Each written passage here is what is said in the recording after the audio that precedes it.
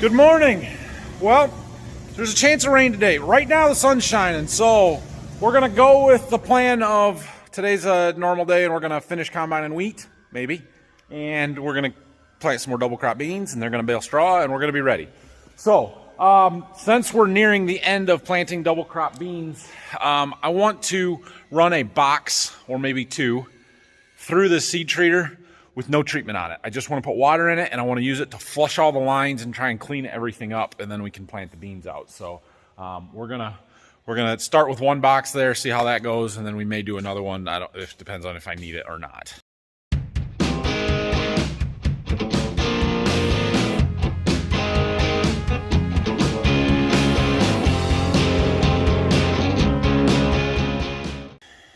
All right, well, I got stuff set up here. I'm ready to put this box in. I was trying to clean the hoses out on my chemical pump there, and I ended up with just about enough straight treatment to do a box. So we may have to do two, although, yeah, I'm confident I'm going to get one box of beans planted. I'm not confident I'm going to get two boxes of beans planted. So I turned the rates up, so we're going to put it on a little heavy, and we're going to try and get it all used up and maybe flush some water through it.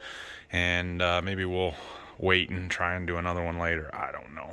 Just depends on when it's going to start raining today and how much they get baled and all kinds of things. But anyway, let's run this one. The other thing I could do is run this box back through, but I don't know if I really want to do that either. Phil's got them two small bins filled and we're moving the auger to this big one here. I'm going to climb up there and help him. Got it. Is that dead center? It's pretty close. Got to get a stand in on the bottom there, unhook the tractor. We got a 90-degree gearbox, so the tractor goes off to the side, and then that hopper swings down and it slides underneath the trucks when we pull them in. The only other thing is once he gets that stand on, we need to sight down the tube and make sure that it's straight. All right, we are going to get this little sprayer out. I've said something about it before and we just haven't gotten to it yet, but we've got some beans over there in the muck ground that are showing some manganese deficiency and they need sprayed. And I'm sure you're thinking, why don't you use, that sprayer that you can't see through the reflection, the big one? And well, you're right. It would be much faster and more efficient to use the big sprayer than this little pull type one. The issue is the fields where we need this manganese, it's because it's the high organic matter soil. It's the muck. It's where the organic matter is tying up the manganese and the plant can't get it. Fine. The reason we can't use the big sprayer there is because the ground is so soft. It's heavy, and we do use the big sprayer there occasionally, but it's nerve-wracking to say the least. I did it one time last year in the fields that are corn now, that we had to muck in, and I said, nope, I'm not doing that again, because you feel like one side of the sprayer is sinking, you're gonna get something stuck, you're smashing tile lines, whatever the case may be. This tractor and sprayer is much lighter and more nimble and easier to maneuver in the tight corners of triangular shaped fields, odd shapes, just low ground. We're not spraying a huge amount of acres, we're just doing a small amount, and so we're going to use this one. We have not used it yet this spring, so I'm going to just hook up some water, pump that in. We're going to run it through the system before we put any chemical. Well, we're not really putting chemical in, we're putting in manganese sulfate. It's a dry powder that, yeah, you'll see. Manual fold booms.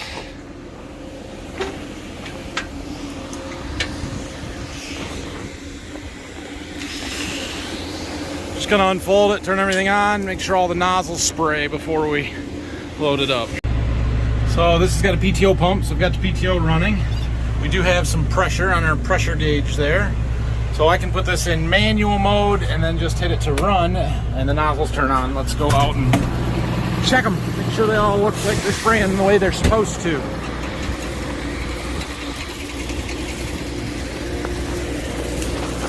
Well, that one's not. There you can see them. Does the blue one work? Yep.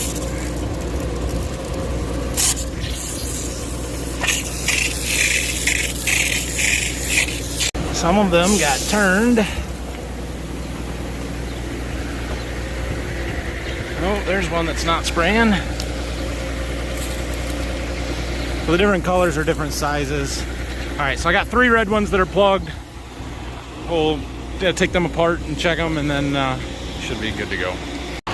Okay, so here's what we're spraying. This is manganese sulfate, and it is 19% sulfur, 32% manganese. This is a 55-pound bag because, well, it comes from Mexico, and that's 25 kilograms. We're going to spray at a rate of 2 pounds per acre, which means we can do, what, 27 pounds, or 27 acres, roughly, 27 and a half, I think. So we need, we're going to spray 15 gallons of water. I think that's 400-ish gallons of water. This is a dry powder. We have had this for, I don't know, 10 years now. So the bags, there's a plastic liner. It's kind of disintegrating, at least it was last year. So I'm going to very carefully try and open this up and dump it in the tank here. You can see that white line we've got in there is an agitation line, and it should get it all mixed up. Plus, when we pump more water in, fill the tank up, it'll get in suspension really well. Well, I've been trying to get our data into this display, but for whatever reason I can't figure out how to do it. So screw it, we're just gonna go. I can manually make guidance lines in there. It just doesn't have our stuff preloaded, fields and all that. It's fine. Brock is here. I'm gonna have him follow me over, and I'm actually gonna teach him how to run this so that he can do it and I don't have to. Okay, here's where we're headed. And out here, see how some of those beans are turning awfully yellow in pockets like that? That is a manganese deficiency, and we're gonna fix it. I'll show you the beans a little closer when I get out here. All right, so this isn't the best place to stop and look, but there's some symptoms here. So here's what we're seeing, this yellowing. Intervenal chlorosis is what it's called. The veins are still green, the tissue between is yellow. Classic manganese deficiency. It's generally in the high organic matter, the lower ground. See, there's a big low pocket there. Same thing across the road. It's the low ground that's high organic matter. You get up on the ridges, it's not so bad. That's why we're not spraying the whole field. We're just spraying the spots that need it. Okay, so Brock's gonna run this. I've given him a little tutorial. There's no auto steer here. We've just got a guidance line. It's not easy to do, but he's just going back and forth trying to hit the low spots here that are yellow. And he's already got about 7 acres done, so he's got 20 to do. It's hard. I told him to do the best you can. It's a foliar on beans. It's not a big deal. Just try not to kill more beans than we need to by running all over the place. So he's got that handled. I'm gonna go get Dad, and we're gonna get the combine moved home. We've got to fuel that up before we get started here today, and hopefully pretty soon we'll get started combining wheat and see how far we get before it rains. Sure looks like it's gonna rain, doesn't it? Yeah. I don't know. They say it's gonna rain. Oh, look what we have here. I was walking over to the truck. Look at these beans. That's herbicide damage. Looks like dicamba to me. I think Dad probably did that because it looks like a 40-foot pass. I'm guessing he came over here with the ATV sprayer after he had been spraying some dicamba in that earlier this year. Just the first pass along the road, but yep, that's classic dicamba damage. Can we finish today? I don't know. Back to the farm for fuel and DEF. Let's go. It's starting to cloud up. We gotta go. Crap. Find somewhere to get out the way. Thank you. Okay, there's a little over 35 acres in this field. We did jump up a little moisture overnight, 15, that'll keep drying. And maybe we're back in the good wheat. This is that good variety, so that's awesome. I have good news and bad news, guys. The good news is it wasn't operator error or my incompetence that caused those sieve frame bolts to break the other day. The bad news is I am a really crappy operator and did not catch the major problem with the combine before now. And yeah, bad. We got problems. So we were getting the combine set up here, or hooked up, and Dad was just getting ready to unhook the header cart, and he thought he heard something, and I kind of felt a vibration. I was kind of trying to figure out what it was. So he stopped me, and we got out and started looking around, and here's what we found. The first thing we saw was that this bolt right there is rubbing. That bolt should not be rubbing, which means that our whole shoe is out of alignment. The question was why? Well, the reason is right in there. There's a bushing bun. So we've got to replace this arm, and it's not a super easy job. Okay, I found the part. Phil's going to get it. This is going to be a whole lot easier to work on at the farm, so we dropped the head and we're going to go back there and tear it apart. All right, so this is going to be a little bit difficult to get to. You may remember we did this on the other side last year. I should have just changed it. But so right here's what we got to change. But in order to get that, we've got to take this arm off. In order to get that arm off, we've got to take this pulley off, which means this belt's got to come off. These bolts got to come apart. We may have to get these bearings apart. This bolt's got to come, yes, that bolt's got to come out. This nut's got to come off. And this nut's got to come off. These have got to come apart. We've got quite a bit here. No, I need a deep socket. Somebody's keeping track of how this goes back together, right? I think all I need to do is get this bolt out, and then most of it will come out. So there's 3 bolts that go through to the inside. I've got 2 of them out. The other one's underneath part of that, and Brock's crawling his way in there. There it is, fellas. Trash. You guys aren't gonna believe this. There's a fire over there in the exact same spot as it was yesterday. Unbelievable. There was a wheat field across the road. Maybe they hit that one today. Okay, well, I think we've got everything apart that we needed to. We're waiting for Phil to come back with the new part before we can start putting stuff back together. So I'm gonna let this sit for a minute. Jack's here, so I'm gonna send him up to go plant some more beans. We're gonna load the air seeder up with some more beans. What happened, Brock? Another arson. Not the same field, half a mile to the east this time. Got it out quick? Got it out quick. But it was wheat stubble, not standing. Correct. So it doesn't move as fast and it doesn't cause as much damage. Correct, probably 5 acres. It's not good, guys. And it's not accidental. It's not somebody throwing a cigarette out the window. We got her part. Time to put her back together. Just in time for it to start raining. It's raining.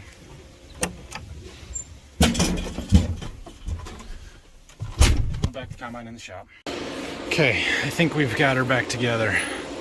Brock's tightening up the belt that we had to take off. Everything looks better. So that's good. The problem is it rained.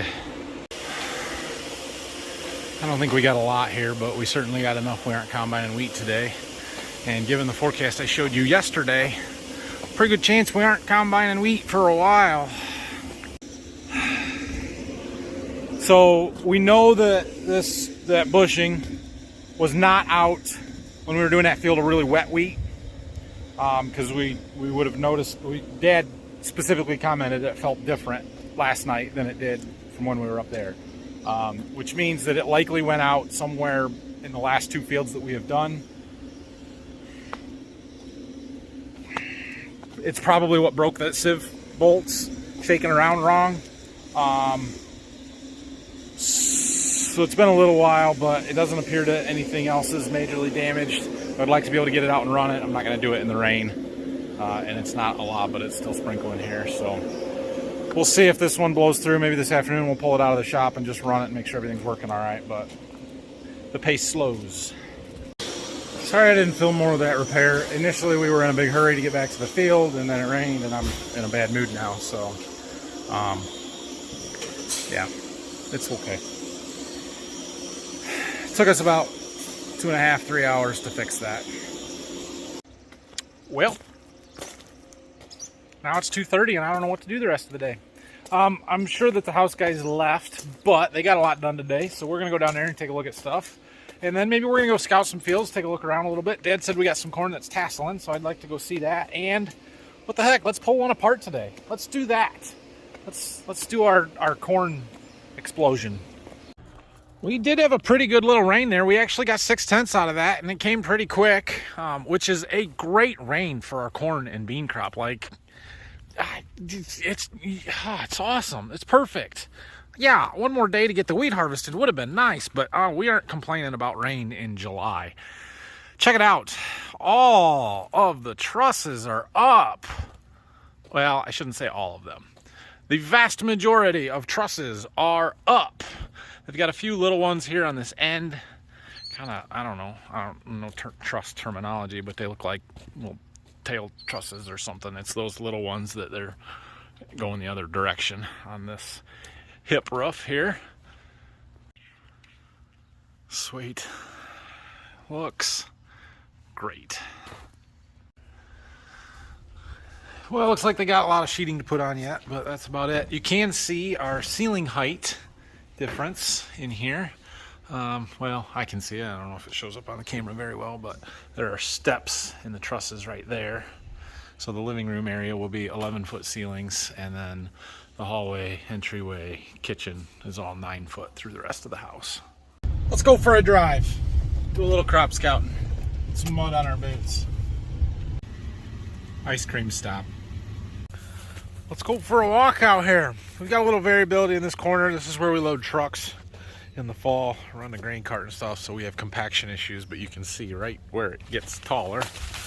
Pretty plain as day. Certainly not the tallest corn that we have, but look at what we've got right here. Starting to shoot tassels. Sweet! There's one that's starting to open up. Awesome. So this corn is just about to enter its reproductive phases. Basically, it's flowering. If it was a flower or a plant, this would be what you consider the flower. So the pollen will shed from the tassel. The silks will come out somewhere down here by one of these leaves, receive that pollen, and then that's what develops into the ear. Corn looks pretty good. I'm checking for some disease on the leaves.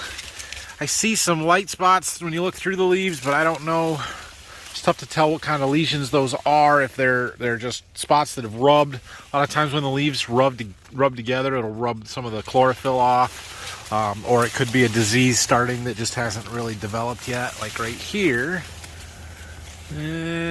Tough to say. That long skinny one there looks more like a disease. So yep, but overall looks pretty good. Put up a sign while I'm here. Oh, it's really shooting tassels over here. Look at that. Cool. Cool. Inch of rain this week would be about perfect. Here's another field of corn. This was planted the exact same day as the last one we were just in.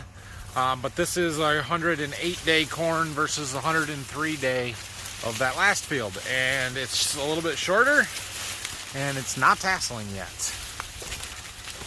But it looks pretty good. We'll walk out here a little ways. It is wetter here. We had more rain here by a lot. A lot. Not a lot to see here. Looks good. I'm happy. Okay, well, I'm back at the farm. There's more rain coming pretty soon here, which is okay. It's fine. If it's gonna rain, it might as well rain. So, sounds like we had more to the north, less to the south in that first shot. Talked to one neighbor, said about 2.5, 3 miles north and a couple miles east, they had 1.2 inches to our 0.6, so twice as much. You can hear some thunder. But anyway, before it rains, we're gonna go out here into this nice cornfield we've got behind the barn, and we're gonna murder a corn plant by digging it out of the ground by its roots. We're gonna wash the roots off and take a look at them and see if there's any rootworm damage that we can see, or just general root structure. We're gonna try and find a good plant, so probably won't see much damage or anything. And then we're gonna dissect it, tear it apart. I'll show you all the ears that are on it. We'll find the tassel that's in there, and show you that exploded corn view again. It's pretty cool. We aren't even gonna go out there very far. Let's find a willing victim. How about, I'm trying to find one that's kind of by itself so I can dig it out a little better. But that's a pretty picket fence stand. That's good. Right here. We're gonna dig out that one. Okay, we got it. I took as much of it as I could, but I didn't get the whole thing. So let's go up to the hose and wash that off, and we'll take it in the shop.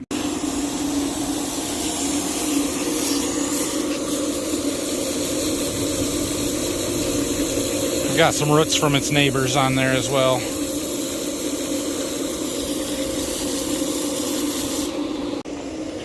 Okay, just in time because it's starting to rain again. Okay, so here's our corn plant. We'll look at the roots in a second. This was about 6 foot tall, not quite 6 foot tall, 5.5. We'll stage it in a minute. It's hard to do right now because you'll notice the leaves on the bottom are pretty well gone. In fact, there are these roots that are growing right through the bottom leaves. So we can't start counting the leaves from the bottom because the leaves aren't there on the bottom anymore. But we'll start looking at the roots. And these don't look too bad. It's not a huge root system on this plant. I don't know if that's genetics or this particular plant or what. They're heavier on this side than they are this side. Could be a compaction issue, but we were right on the edge of the field as well, so it could also be that. If you look way back up in there, right here, can you guys see that? Right. Try and get my phone to focus. Right there. That's the seed. That's what's left of the kernel that we planted. There you go. Now you can see it. Right there. So that is what everything originated from. Right there. Which makes this the seminal root, I think. Is that right? I have to go back and look at my terminology. But basically then this up here is the shoot that went towards the surface. And then everything from up here are nodal roots that come out of the nodes. And they're stacked in there super tight on the bottom, and then they start getting spaced out. Here you can see we've got some what I would call brace roots, but they're nodal roots, and they're kind of slimy feeling. But those come out up higher, actually above ground. And then there will be another set that comes out here, and potentially here, and potentially here. Just depends on the growing conditions of the plant, more or less. So these will come out, they'll kind of grow above ground, and they'll just keep making a bigger cone all the way around it, and helping to keep that plant upright, bring in more nutrients. As those nodal roots grow down, and they get these fine root hairs, I guess. I don't even call these the root hairs, they're the little ones off of that. But anyway, you get the point. I should research before I just start making videos where I don't know what I'm talking about. Okay, so my intentions here are to take all of the leaves off of this plant one by one until we get back down to the growing point, or what at this point is the tassel. And I can show you all the nodes and how they're attached, and then we can split the stalk. Basically, in order to stage this, we need to split the stalk and count from inside the nodes. So the leaves, this is a leaf here, here's the leaf collar, and it actually wraps around the stalk and is attached right here at this node.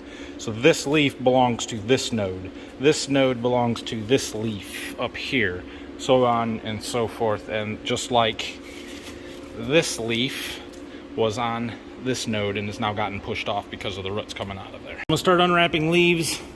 They are wrapped around the stalk, so I took my knife and just scored around the top of the node so that they come off a little bit easier. Get my finger under them and then just kind of keep working around. There's a midrib right there that's a little bit harder to break, but then it should come off. We'll set that one over here. You can see already we've got some of those roots that are going to come out of that node. Got some down here that are a little farther developed, and then obviously these ones that are quite a bit more developed. Another thing to note is that every leaf is wrapped in the opposite direction. So on this one, I started this way around, unpeeling it. The next one starts here and goes the other way around. Something else interesting that we're already finding here. Do you see that? Do you see this? Do you know what this is? That's an ear. Corn plants actually produce multiple ears, lots of ears. It's just only one or sometimes two ever really make it. In fact, there's one here, there's one here, there's even one way down here that is already shriveling up and dying off. chances are there may have even been one here that's already gone, and we'll just never know. Okay, I'm still working our way up. I'm not sure if I found the top ear yet or not.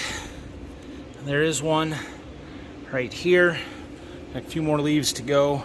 The leaves were getting bigger and bigger and thicker and harder to get apart, plus the stalk is getting smaller and smaller, so I'm trying not to break it. Well, bummer, I failed. It broke apart on me. So, you'll notice how the length of stalk between the nodes changes at the bottom. It's very tight together, and then it gets longer and longer and longer as we go until they start getting shorter and shorter again. These ones will get longer. They're just still growing and developing, and it hasn't stretched out completely yet. So this corn plant's going to get quite a bit taller. Still going here, but we're getting closer. I start to see a tassel. I think there's just one more leaf left. Well, I was wrong. There was 2 leaves left. But there, we found it. There's the tassel. Okay, let's get a good view. There you go. There's your exploded corn plant. So you can see there's a lot more stuff clear up at the top all pushed together yet. That's because it's still got stretching out to do and growing. You can also see it's yellower. It's not as green of leaf tissue. Well, those leaves are not yet exposed to sunlight and have not developed the chlorophyll that turns them this nice, beautiful, dark green and nitrogen. This ear right here is our top one. It's attached to this node. That is the one that will likely make it. I may try and peel the husks back on that, see if we can find a little cob in there, but that's pretty hard to do at this stage, so we'll see. But let's count 1, 2, 3, 4, 5, 6 right there, 7. So this corn plant produced 7 ears, of which 1 will actually develop an ear that we will harvest. And I would say we're a week and a half from tassel, maybe 2 weeks on this one. Maybe not quite.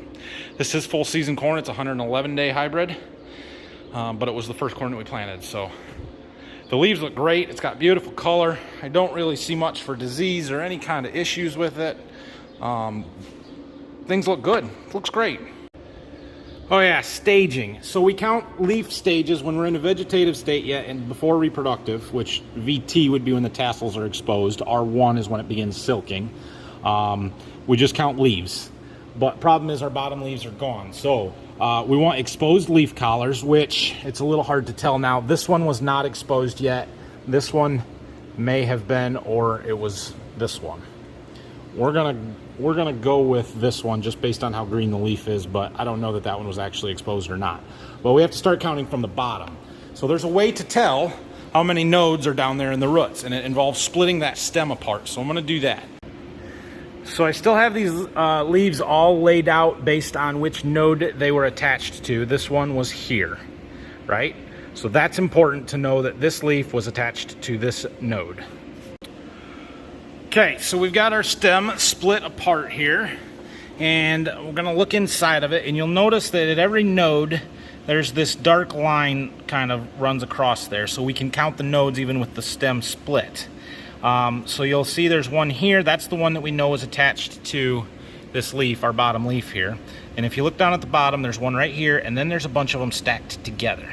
So we know, because the universities tell us, but because we know, nodes 1 through 4 are all stacked together right here. And then you'll get a little bit of a gap, 1/2 inch or less, and you get node number 5. And then 1 inch or greater to node number 6. So we know that this first leaf that we could really tell was on number 6. So if this leaf collar right here was the only one exposed, it would be V6 corn. Obviously, we're well past that. But you can also kind of see now that we've got it split, some of those nodes and how the nodal roots are coming out. You got one there, you got one there, you got one there. You know, obviously we've broken some off or split some, or maybe there was one way on the bottom. I don't know. Somewhere. Yeah, I missed the center or where the see. Oh no, it's right here. There's that kernel. Right there. So it started. Yeah, look at that. Oh, right there. Sweet. I was just looking at the wrong half. So there's our shoot. Node 1, 2, 3, 4. 4 is right here. So 1, 2, 3, 4, 5. Awesome. How about that? And there's a leaf that we missed earlier coming out from one of those bottom nodes. The first leaf, I'm going to guess, is way long gone. But, okay, so back to our staging, right? So, we're going to say that we're at 6.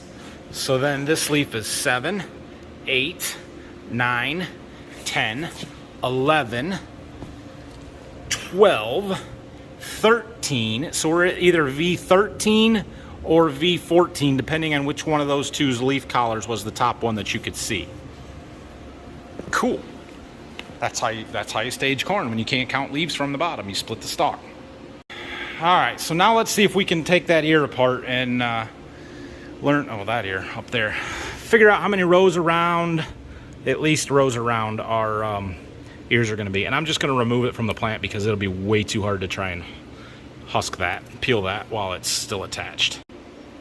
Well, not exactly as nice and neat as my corn plant, but there it is. There's our little baby ear of corn. Let's see if I can focus on it. I better get some light on it.